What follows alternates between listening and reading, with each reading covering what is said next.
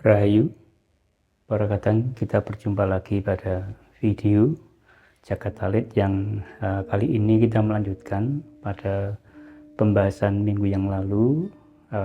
Kita semakin mendalami tentang organ otak itu, dimana pada minggu yang lalu panjenengan semua sudah diberikan gambaran bagaimana organ otak ini adalah organ yang sangat vital, organ yang dilindungi dan terletak di dalam kepala kita. Di dalam otak itu juga ternyata memiliki kinerja yang mekanis, ya, yang luar biasa, bisa dipakai untuk menyimpan segala jenis data-data kenangan, bisa dipakai untuk berpikir. Bahkan di dalam video yang lalu telah digambarkan bahwa otak ini sangat-sangat bisa mempengaruhi perilaku kita sehidup sehari-hari. Pada video kali ini perkataan kita akan lebih menyelami lagi bagaimana otak itu ternyata di dalam prosesnya itu tidak ujuk-ujuk atau tidak tiba-tiba bisa melakukan kemampuan-kemampuan yang optimal. Tentu saja otak di dalam pengertian di sini, Tuhan itu telah memberikan anugerah yang luar biasa, di mana anugerah itu terletak pada prosesnya. Artinya di video kali ini kita akan mencoba menyelami bagaimana ternyata otak kita ini memiliki fase-fase perkembangan, di mana setiap fase itu terkadang ternyata memiliki peristiwa-peristiwa, pengertian-pengertian yang harus kita pahami. Terkadang pada kenyataannya kemampuan otak kita itu tidak bisa langsung bisa bekerja secara optimal seperti yang saya sampaikan di depan tadi, tetapi otak kita itu di dalam bekerjanya itu perlu proses perkembangan, perlu proses untuk dilatih dan dibiasakan. Nah, di sini terkadang kalau kita berbicara tentang fase di dalam otak kita ini, kita harus flashback kepada proses kita sebagai manusia ini, di mana kita itu pada saat kita itu masih berwujud janin di dalam perut ibu, ya, tentu saja otak kita itu belum bisa berfungsi. Nah, artinya apapun yang terjadi pada saat fase tersebut, semuanya itu benar-benar masih mengandalkan sebuah insting, entah itu insting dari diri kita sendiri yang masih berupa janin, maupun juga insting dari seorang ibu. Nah, otomatis kita menjadi paham bahwa pada saat kita masih menjadi janin, kita otak kita itu belum bisa berfungsi secara baik, tetapi wujud otak itu sudah berada di dalam kepala janin kita pada saat itu. Lalu pada saat kita dilahirkan dan kita masih berwujud bayi, ya, artinya tentu saja perkembangan dari janin menjadi bayi ini juga secara fisik juga sudah sangat terlihat. Artinya di saat kita berwujud bayi pun ternyata otak kita itu masih belum bisa berfungsi secara baik, ya artinya otak kita ini belum mendapatkan sebuah rangsangan dari indera-indera. Karena apa? Terkadang karena pada saat fase bayi memang indera-indera kita memang belum berfungsi secara optimal, sehingga kalau pada video yang lalu sudah saya gambarkan bahwa kerja otak itu terhubung dengan indera-indera, terhubung dengan rangsangan-rangsangan dari indera-indera kita. Maka pada saat bayi, indera yang ada di dalam tubuh kita dalam keadaan seperti itu juga belum bisa menyerap atau belum bisa mengenali sesuatu secara baik, sehingga kadangkala pada fase tersebut otak ini juga belum bisa atau mungkin sangat susah untuk bisa mengingat-ingat peristiwa yang mungkin baru awal dilihatnya, baru awal didengarnya, atau baru awal dirasakan. Nah, maka pada saat fase itu sudah mulai berubah dari bayi menjadi kanak-kanak, ya, secara organ, secara fisik tentu saja otak yang berada di dalam kepala itu sudah berkembang, bertumbuh, dan ya, pertumbuhan itu mungkin juga mengikuti volume. Jadi otak yang dulunya masih kecil karena kepala bayi itu kecil lalu bertumbuh menjadi besar, sehingga mungkin volume dari otak itu juga sudah menjadi besar. Nah, pada saat anak-anak tentu saja organ-organ inderanya itu sudah mulai berfungsi dengan baik, sudah bisa melihat, sudah bisa mendengar, dan sudah bisa merasakan, menyentuh sesuatu. Sehingga mulai dari saat itu otak itu sudah mulai berfungsi menangkap, menyimpan data-data. Nah, namun di dalam fase anak-anak tentu saja otak itu belum terlatih untuk diajak berpikir, belum terlatih untuk diajak menganalisa sebuah peristiwa. Yang ada baru menerima lalu menyimpan. Di dalam proses menyimpan pun mungkin juga karena kemampuan otaknya itu juga belum optimal, maka kadangkala ada yang bisa tersimpan dengan baik, ada pula yang mungkin lewat atau mungkin tidak tersimpan. Selepas dari fase anak-anak, maka setelah kita menjadi remaja, dewasa, tentu saja perkembangan fisik kita, perkembangan otak kita menjadi semakin sempurna. Artinya di situ kita mengalami sebuah masa di mana otak kita itu benar-benar diandalkan untuk berpikir. Ya. Namun proses berpikir tersebut terkadang otak ini tidak bisa langsung digaspol, ya. Artinya memang harus perlakukan atau semacam harus artinya membiasakan diri untuk berpikir, mulai dari yang sangat sederhana menuju ke tahap yang mungkin jauh lebih sulit.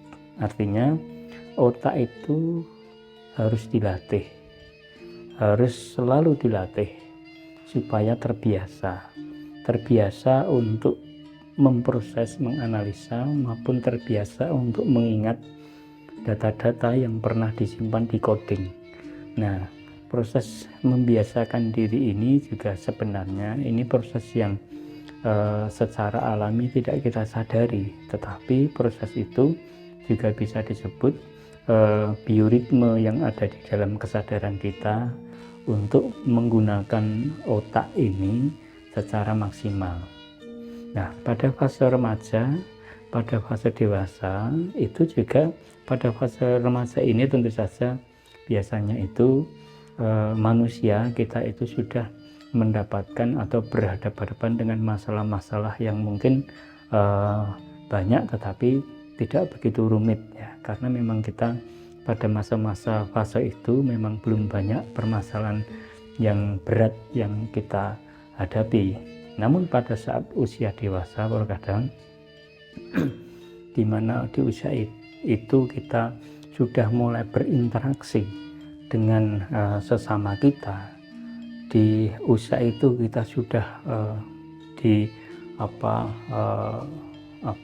harus menggunakan otak kita itu untuk mempertahankan apa yang kita inginkan, apa yang harus kita capai.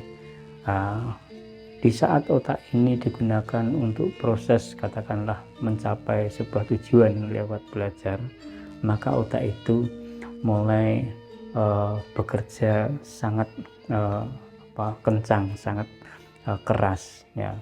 Memang kalau orang mengatakan bahwa proses belajar di dalam sekolah itu artinya proses tersebut itu merupakan suatu cara untuk membiasakan otak kita itu berpikir. Tetapi karena ini proses belajar di sekolah sehingga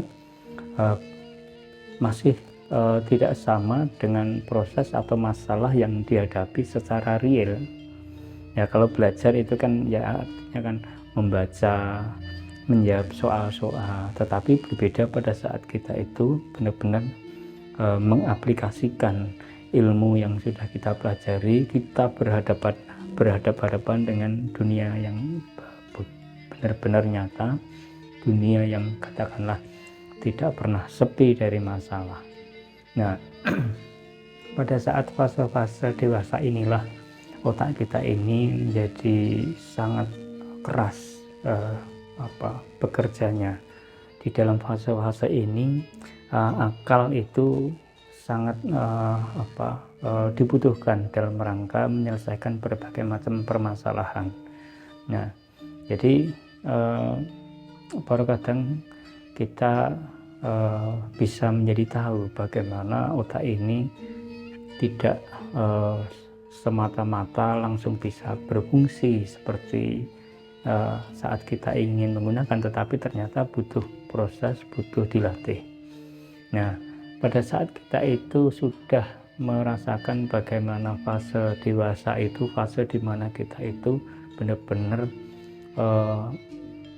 optimal menggunakan otak kita untuk berpikir,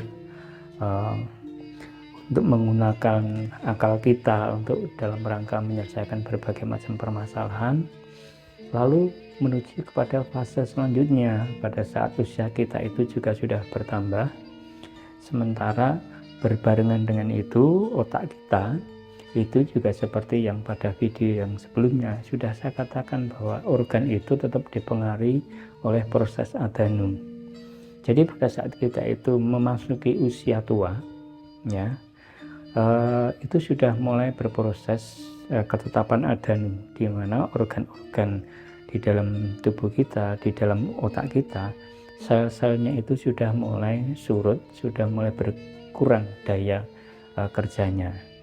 Sampai pada akhirnya seandainya kita itu sudah memasuki fase lansia, atau kita diberikan anugerah bisa menikmati usia yang benar-benar sangat lanjut, misalnya di atas umur 80 bahkan lebih misalnya, tentu saja otak yang kita miliki itu sudah sangat menurun dayanya, dan itu menjadi sangat-sangat mungkin bahwa di usia atau fase itu kita juga sudah mengalami kesulitan mengingat-ingat data-data yang pernah kita kenang pada masa-masa terdahulu. Nah, pada fase yang lansia atau setua itu, maka itu juga otak kita juga tidak bisa diajak untuk bekerja yang ekstra keras. Nah, oleh sebab itu terkadang di dalam pembahasan ini saya mengajak panjenengan semua untuk memahami secara spiritualitas. Saya tidak membahas secara ilmu kedokteran, tetapi setidak-tidaknya bagaimana kita akhirnya dipahamkan ternyata di dalam kehidupan kita itu ada fase-fase, di mana fase-fase itu harus kita pahami dan kita harus mengerti di dalam kesadaran kita, sehingga pada fase-fase tertentu itu harus kita manfaatkan, harus kita pakai untuk beribadah, supaya hidup kita itu bermanfaat bagi sesama kita. Dan sampai fase-fase itu kita abaikan, kita diberikan organ yang begitu luar biasa berupa otak itu, ternyata tidak kita manfaatkan, sehingga perjalanan jiwa di proses pemurnian ini tidak bisa kita lakukan. Nah, terkadang kita menjadi sangat sadar bahwa kehidupan kita ini ternyata sudah sangat dirancang, sudah diatur sedemikian rupa, terutama di dalam jagat tarit kita, di dalam tubuh kita. Jadi otak yang kita miliki yang ternyata sangat istimewa, dilindungi oleh sesuatu yang keras di sini, memang di dalam pemahaman kita itu harus benar-benar dijaga, dirawat dan dilindungi. Kita akhirnya menyadari bahwa otak itu bekerja tidak bisa sendiri, tetapi dipengaruhi pula oleh rangsangan-rangsangan indera. Maka di dalam kesadaran itu, maka supaya otak kita itu bisa berfungsi dengan baik, maka kita juga harus menyadari pentingnya kita juga harus menjaga supaya indera-indera kita itu tetap sehat, tetap berfungsi dengan baik. Supaya apa? Supaya proses di dalam otak kita ini juga bisa menjadi baik pula. Nah, itu menggambarkan bahwa Tuhan itu menciptakan kemanusiaan kita, organ-organ kita itu tidak berdiri sendiri, tetapi semuanya itu memiliki pengaruh, memiliki hubungan. Dan kita tidak boleh mengabaikan satu organ pun. Mungkin kita menganggap organ itu karena mungkin jarang kita sadari menjadi tidak penting. Nah, di dalam spiritualitas kita diminta untuk menghargai setiap jengkal, setiap unsur, setiap bentuk di dalam tubuh kita. Tidak ada yang sia-sia dari yang kita miliki. Tidak ada yang ada di dalam tubuh kita itu yang tidak bermanfaat.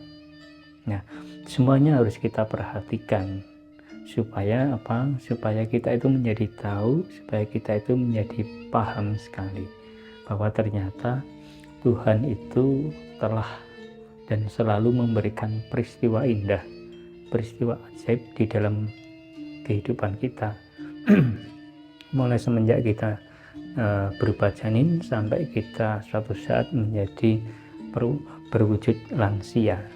Semuanya itu harus kita syukuri, terutama pada saat kita itu menyadari bahwa perjalanan kita dalam rangka memurnikan jiwa ini akhirnya itu membutuhkan kerja otak, karena otak itu sangat-sangat mempengaruhi sikap perilaku kita, sangat-sangat mempengaruhi di mana kita harus mengambil sebuah keputusan. Oleh sebab itu, di sini di dalam kesadaran kita, di dalam proses spiritualitas kita menjadi mensyukuri anugerah agung tersebut. Terkadang itu melengkapi kita berjalan lebih dalam lagi mengenali organ otak ini. Dan di video ke depan saya juga akan memberikan lagi tentang otak. Kita mencoba masuk lebih dalam lagi sampai akhirnya kita menyadari dan mungkin tidak bisa berkata-kata bahwa Tuhan itu sungguh-sungguh luar biasa di dalam penciptaan ini. Demikian perkataan, kita berjumpa lagi pada video yang akan datang. Semoga video-video ini menyadarkan kita bahwa kita itu diciptakan sebagai manusia yang diharapkan oleh Tuhan kita bermanfaat bagi sesama. Matur nuwun, rahayu.